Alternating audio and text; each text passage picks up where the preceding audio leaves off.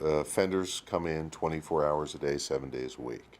There's no difference in the intake process for a pretrial detainee or sentenced inmate.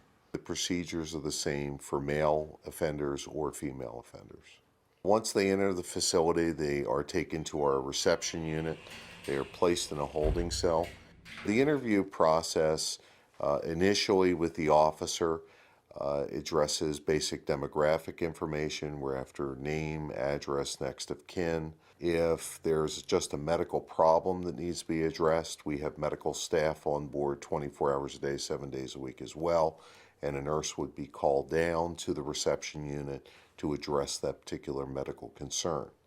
From a mental health standpoint, if someone has a severe mental health issue, comes in on medication, those kinds of issues, we have access to a psychiatrist 24 hours a day as well.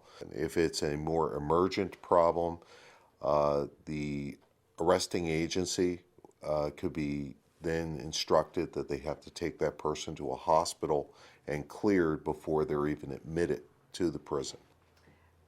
The next step after the officer has an opportunity to do the interview, they then meet with the case manager.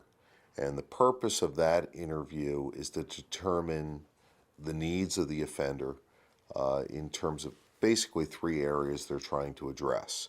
They're looking at medical, they're looking at mental health, and they're looking at drug and alcohol issues. It's the case manager's responsibility to work with the inmate to develop a case plan, and then to follow through with referrals and monitoring progress in each of those critical areas with the objective of providing appropriate care, which hopefully will lead to a reduction in recidivism.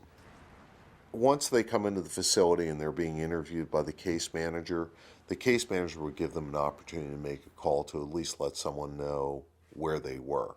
If a person's having difficulties in making a phone call or getting in touch with family members because of some disability or some other issue that's going on, whether they're mentally ill or they're even under the influence, the case management staff will work with them to do that.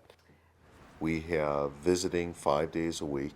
The families have to contact the prison, provide their basic information. That's usually done through the inmate or detainee.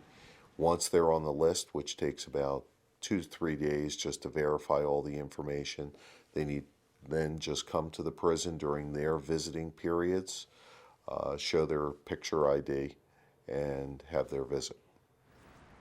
Reentry planning begins from the moment they walk in.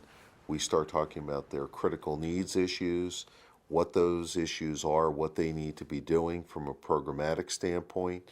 And then as they approach the date where they'll be leaving the facility, we work with the state and county parole systems to then map out how to continue that care in the community where they're going to continue that care.